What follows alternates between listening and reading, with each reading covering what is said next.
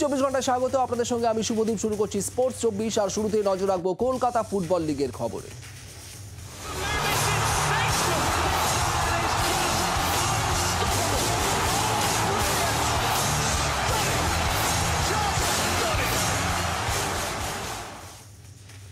আগামীকাল ঘরোয়া লিগে হাই প্রোফাইল ডুয়েল, মুখোমুখি ইস্টবেঙ্গল মোহামেডান স্পোর্টিং। বর্তমানে দুরন্ত ফর্মে রয়েছে ইস্টবেঙ্গল, এখনো পর্যন্ত একটাও ম্যাচ হারেনি বিনো জর্জের দল, তাই আগামীকাল ম্যাচে ফেভারিট হিসেবেই নামতে চলেছে ইস্টবেঙ্গল। শুক্রবার ঘরোয়া লিগে ডার্বি, মুখোমুখি East Bengal Mohammedan sporting. Super 6 championship গ্রুপে বর্তমানে শীর্ষে ইস্টবেঙ্গল। ঘরোয়া লিগে এখনো পর্যন্ত 14 ম্যাচে 40 পয়েন্ট ইস্টবেঙ্গলের, অন্যদিকে 14 ম্যাচে 22 পয়েন্ট মোহামেডানের। তালিকায় একেবারে শেষে রয়েছে মোহামেডান। এমন অবস্থায় কলকাতা লিগের ডার্বিতে মুখোমুখি হচ্ছে দু দল। সাম্প্রতিক ফর্মের বিচারে এই ম্যাচে ফেভারিট হিসেবেই মাঠে নামতে চলেছে ইস্টবেঙ্গল। মোহামেডানকে সমীহ করে তারা এই ম্যাচেও আক্রমণাত্মক ফুটবল খেলবেন বলে জানিয়েছেন coach Binu George. Big win is okay, but we are more matches is going on, no? So we are focusing on next match. So I congratulate my boys; they did good job. So they know the responsibility, they know the winning moment. They know. So I am happy. So still we are not overconfident. We are looking for next match. Mohammedan ম্যাচের পর diamond হারবারের মুখোমুখি হবে ইস্টবেঙ্গল। মনে করা হচ্ছে মোহামেডান এবং diamond Harbour match জিতলে ইস্টবেঙ্গলের হাতের মুঠোয় কলকাতা লিগ চলে আসবে। ব্যুরো রিপোর্ট, জি24 ঘন্টা। আর ইস্টবেঙ্গলের সঙ্গে ঘরোয়া লিগের ম্যাচের আগে যথেষ্ট আত্মবিশ্বাসী মোহামেডান স্পোর্টিং কোচ হাকিম। ইস্টবেঙ্গল লিগ টেবিলের শীর্ষে থাকলেও প্রতিপক্ষকে ভয় পাচ্ছেন না তিনি। তার দাবি, ইস্টবেঙ্গলকে বেগ দিতে তারা প্রস্তুত। Indeed, it's a very big game. East Bengal is in a very hot form. As you say, rightly said, when look at the points table, they have gone way too far. But in such matches, you don't play just for points, but also you play for pedigree, you play for reputation of the club, you play for a lot of things you have to play for, not just the 3 points. So yeah, we'll come with a good mentality. We want to make sure that we push, and again we are aware that they are a good side, but we are going to come to push and see that we can do the best. আর এবার ফুটবলের অন্যান্য খবর, আমাদের বিশেষ segment গোল কিকে।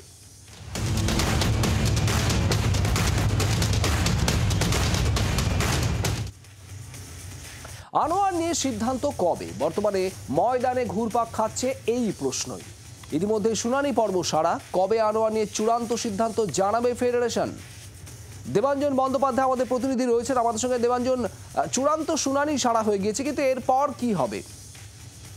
দেখো সুদীপ, আনোয়ার নিয়ে ইতিমধ্যেই Delhi high court এবং প্লেয়ার স্ট্যাটাস কমিটি এদের দুতরফেই 3 ত্রিপাক্ষিক যে শুনানি, দিল্লি এফসি, ইস্টবেঙ্গল এবং মোহামেডান, এই মোহনবাগান, এদের প্রত্যেকেরই বক্তব্য শোনা হয়েছে এবং খুব সম্ভবত আগামী 1-2 দিনের মধ্যেই আনোয়ারের নো অবজেকশন সার্টিফিকেট লিখিতভাবে তাদের হাতে চলে আসবে। তার ফলে আনোয়ারের কিন্তু পরবর্তী ম্যাচগুলোতে ইস্টবেঙ্গলের জার্সি গায়ে খেলতে কোনো অসুবিধা থাকবে না। কিন্তু শেষ পর্যন্ত এই আনোয়ার ইস্যুতে, কারণ ইতিমধ্যেই এআইএফএফ জানিয়েছিল যে তার যে এই ক্লাবের টার্মিনেশন চুক্তি ভঙ্গ করা, এটা আনজাস্ট, এবং তার জন্য আনোয়ার এবং ইস্টবেঙ্গল এবং দিল্লি এফসিকে কত জরিমানা বা কতটা শাস্তি বা সাসপেনশন হবে সে সম্পর্কে 26 থেকে 30 সেপ্টেম্বরের মধ্যেই চূড়ান্ত সিদ্ধান্ত ফেডারেশন জানিয়ে দেবে বলে এখনো পর্যন্ত শোনা যাচ্ছে। 26 থেকে 30 সেপ্টেম্বর আমাদের নজর থাকবে। দেবাঞ্জন, ধন্যবাদ।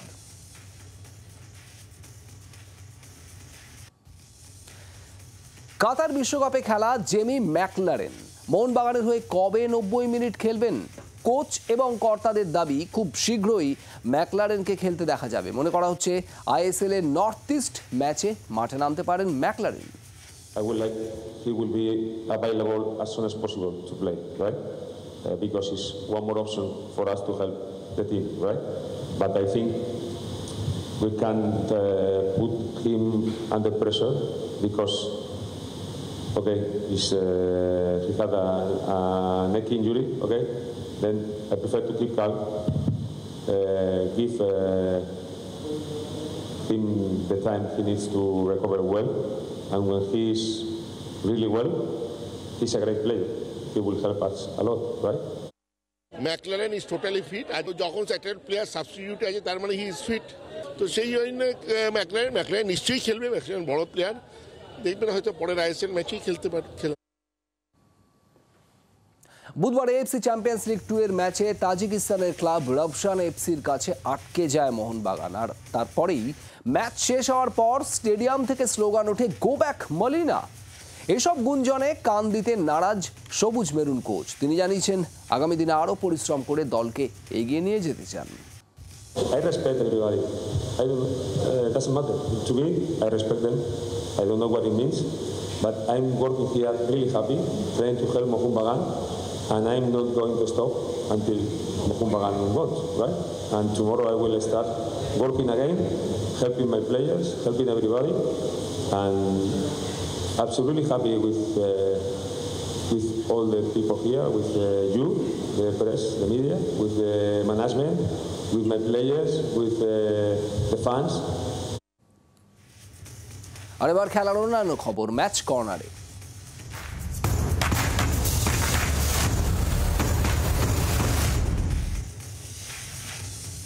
চলতি বছরের টাটা স্টিল 25K রান অনুষ্ঠিত হবে 15ই ডিসেম্বর। এবারে পুরস্কার মূল্য $1,42,214 মার্কিন, যেখানে অংশগ্রহণ করবেন ভারত এবং আফ্রিকা সহ আন্তর্জাতিক মঞ্চের প্রথম সারির অ্যাথলিটরা।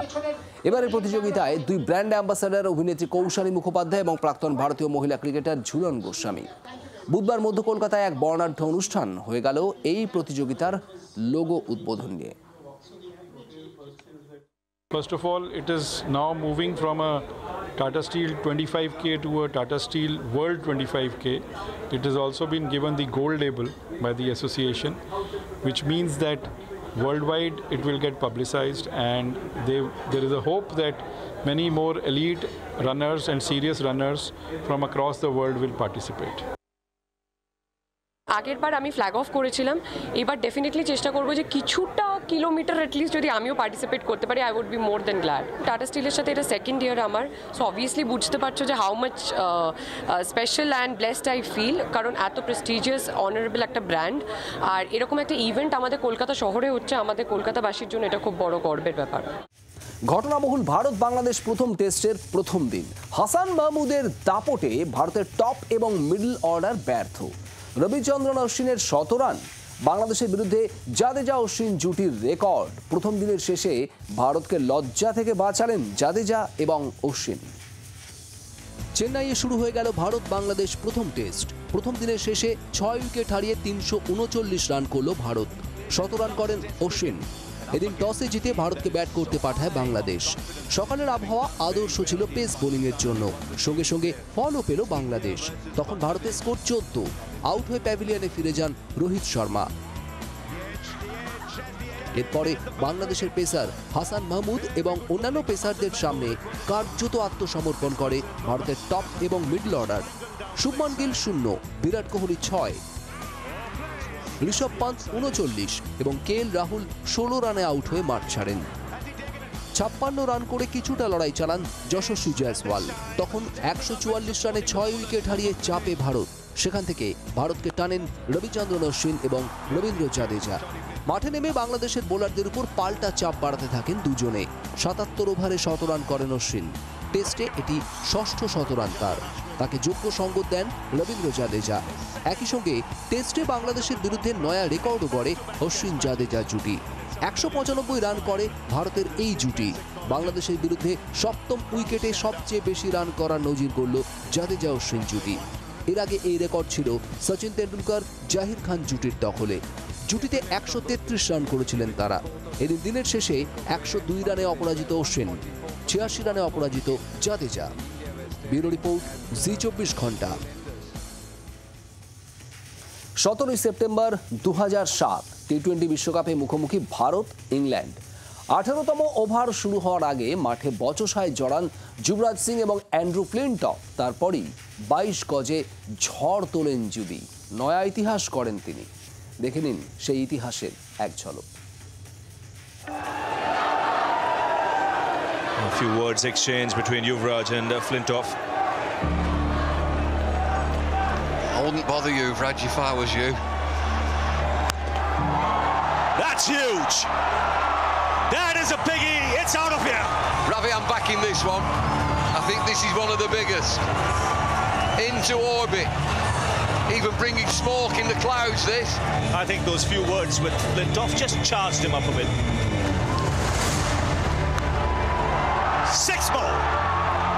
Just a flick of the wrist. And where she goes into the crowd.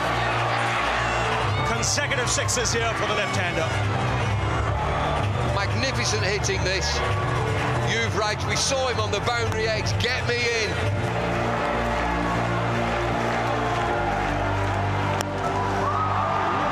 This is in the air again. Here's long off. 3 in a row. Yuvraj trying to Broad what Mascarenas did to him at the Oval. Now around the wicket. Will it make a difference? It doesn't. It's 4 in a row. 38 from 10 deliveries. 4 sixes in a row. England are having a conference meeting. They're in bits.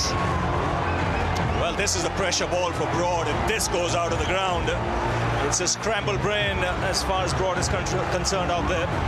This is a crowd warning. Look out.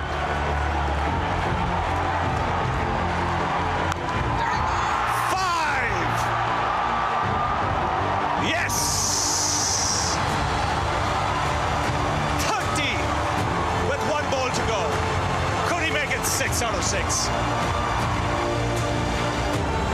Yuvraj must be favourite here. Put the 6-1 into the crowd as well. Kingsmead on its feet. So is the commentary box. Here goes Broad. Last ball of the innings. Put it away, or has he? Yes, into the crowd. 6 sixes in an over. Yuvraj Singh finishes things off in style. The first time it's happened in 2020. Still 1 ball, 1 over to go.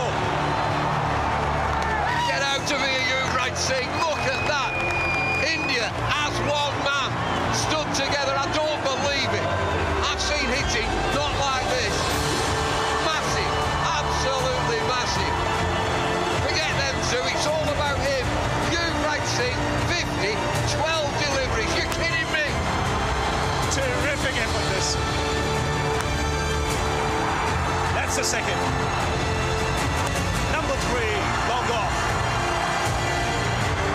Number 4, backward point. It's every part of the ground. This one, almost winning.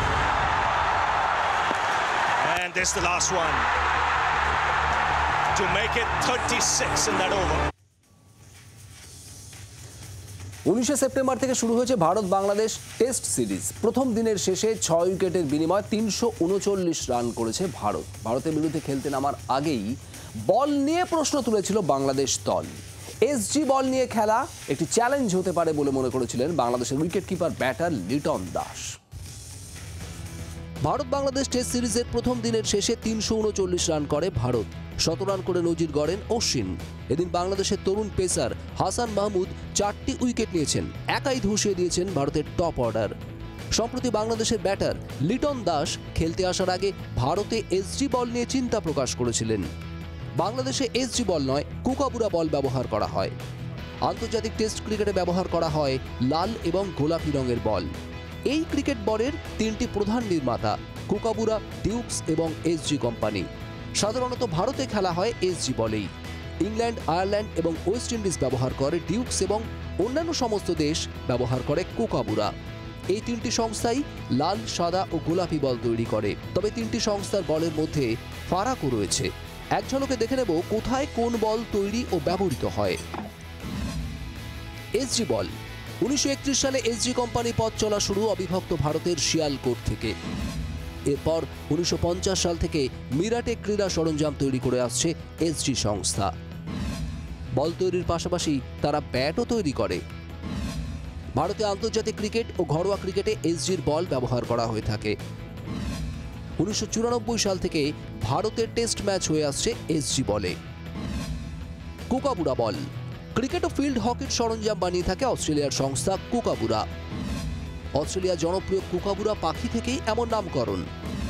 Australia, New Zealand, দক্ষিণ Africa, Pakistan, Sri Lanka ও জিম্বাবুয়েতে এই সংস্থার বলে test সহ আন্তর্জাতিক match খেলা হয়। Duke বল 1760 সালে শুরু হয় ব্রিটিশ ক্রিকেট বলস লিমিটেড। ডিউকস নামের ব্র্যান্ডে ক্রিকেটের সরঞ্জাম তৈরি করে এই কোম্পানি। 1987 সালে এই সংস্থাটি কিনে নেন ভারতের শিল্পপতি দিলীপ জাজোদিয়া। এই কোম্পানির তৈরি করা বল দিয়েই টেস্ট খেলা হয় ইংল্যান্ড এবং ওয়েস্ট ইন্ডিজে। এসজি ও ডিউকস বলের সেলাই হাতে করা হয়। এর ফলে সেলাই যেমন দেখা যায় স্পষ্ট, তেমনি বল ভালো থাকে দীর্ঘ সময়। কুকাবুরা বলে ভিতরের দিকের দুটি সেলাই হাতের হলেও বাইরের দিকের দুদিকেই মেশিনে সেলাই করা হয়। কুকাবুরার সিম ডিউকস বলের চেয়ে অন্যরকম, তুলনায় কম সুইংও হয়। তাই সুইং বোলাররা ডিউকস বল বেশি পছন্দ করেন। আবহাওয়া এবং পিচের চরিত্রের উপর বল আচরণ করে। ইংল্যান্ডের পরিবেশ তাই ডিউকস বলের জন্য আদর্শ। ভারতীয় পিচে আবার সাধারণত এসজি বল দীর্ঘক্ষণ ভালো আচরণ করে। অন্যদিকে বাউন্সি উইকেটের ক্ষেত্রে আবার কুকাবুরা বল আদর্শ। ব্যুরো রিপোর্ট, জি24 ঘন্টা। সৌরভ গঙ্গোপাধ্যায়ের বিরুদ্ধে ইউটিউবে একটি কুরুচিকর মন্তব্য করেন এক ইউটিউবার। ইমেল করে কলকাতা পুলিশের কাছে অভিযোগ জানান সৌরভ গঙ্গোপাধ্যায়। মৃন্ময় দাস সহ অন্যান্য বেশ কয়েকজনের বিরুদ্ধে নির্দিষ্ট ধারাতে মামলা রুজু করা হয়েছে। একাধিক ধারায় মামলা রুজু করে মৃন্ময় দাসকে নোটিশও পাঠানো হয়েছে। পিয়ালি মিত্র আমাদের প্রতিনিধি রয়েছেন আমাদের সঙ্গে। পিয়ালি, ঠিক কি অভিযোগ জানিয়েছিলেন সৌরভ এবং কি ব্যবস্থা নিল পুলিশ?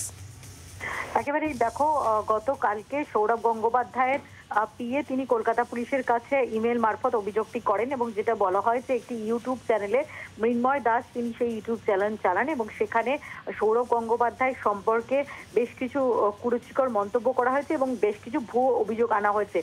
তার ভিত্তিতে একাধিক ধারাতে সাইবার থানাতে, কলকাতা পুলিশের যে সাইবার থানা রয়েছে সেখানে মামলা রুজু করা হয় এই মৃন্ময় দাস এবং অন্যান্যদের বিরুদ্ধে। ইতিমধ্যেই পুলিশের তরফ থেকে এই মৃন্ময় দাসকে সমন পাঠিয়ে জিজ্ঞাসাবাদের জন্য তলব করা হয়েছে। পিয়ালি, ধন্যবাদ।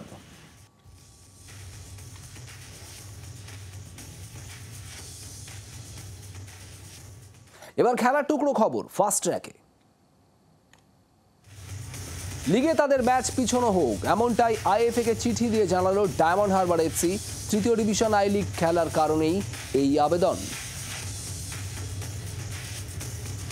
পাঞ্জাব কিংসের হেড কোচ অস্ট্রেলিয়া প্রাক্তন ক্রিকেটার রিকি পন্টিং বুধবার এক্সে পোস্ট করে কথা জানিয়েছে পাঞ্জাব দলের কর্তৃপক্ষ।